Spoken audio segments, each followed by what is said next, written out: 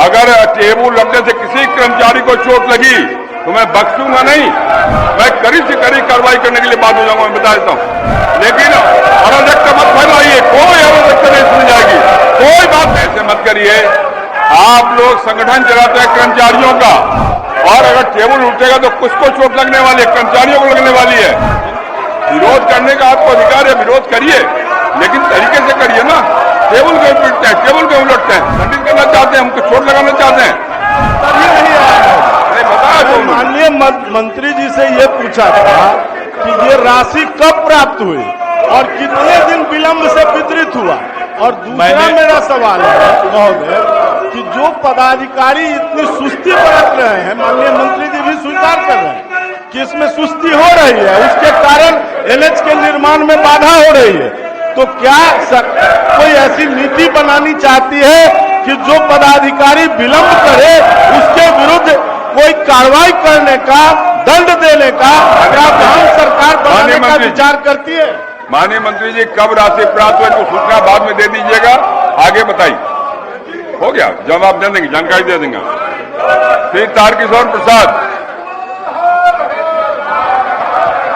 अध्यक्ष महोदय, मैं माननीय मंत्री जी से पूछना चाहता हूं कि पूरा पूछिए तारकिशोर जी। हाँ, पूरा ही पूछ रहे हैं श्रीमान। मैं माननीय मंत्री जी से जानना चाहता हूं, इन्होंने सिर्फ 4 योजनाओं के लंबित होने का जिक्र किया है अमृत जल आपूर्ति योजना के अंतर्गत। तो ये 4 योजनाओं के लिए इन्होंने जो समय निर्धारित किया है कि 3 योजना अगस्त 2024 तक होगी और एक योजना दिसंबर 2024 तक पूर्ण होगी।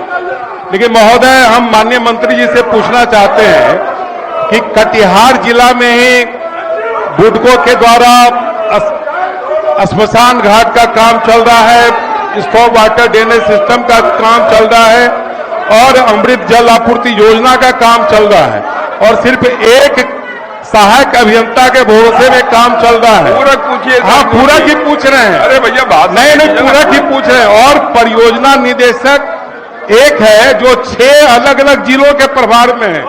तो ये किस प्रकार से दावा करते हैं कि ये निर्धारित समय तक ये योजना पूरी हो जाएगी? माननीय और इनके पास कोई इंजीनियरिंग कैडर नहीं है। माननीय अध्यक्ष महोदय, जिन योजनाओं की चर्चा की 2020 में ये योजनाएं शुरू हुई और उसमें से 27 योजनाएं पूर्ण हो गई हैं 36 में से।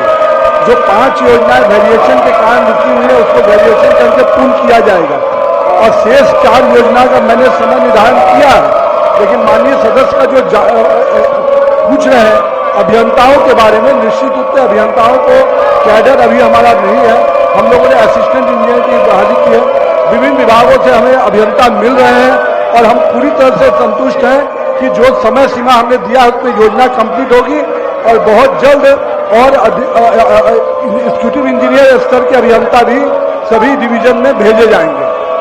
श्री विजय कुमार महोदय, हो गया। नहीं हुआ महोदय, आप बात कर लीजिएगा। नहीं, एक पूरा प्रश्न करने दीजिए ना महोदय। हम माननीय मंत्री से जानना चाहते हैं कि बुडको के द्वारा कई प्रकार के काम पूरे राज्य में चल रहे हैं।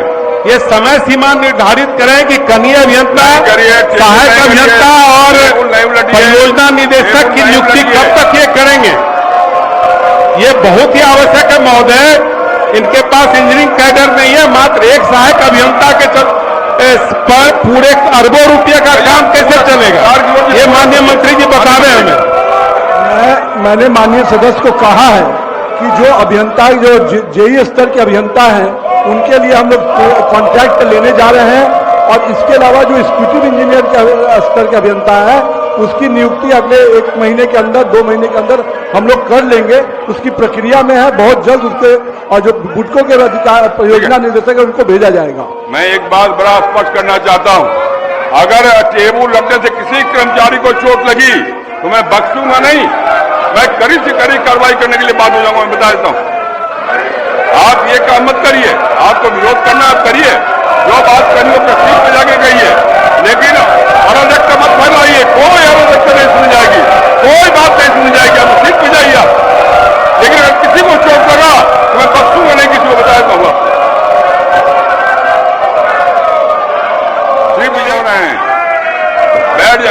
ऐसे मत करिए।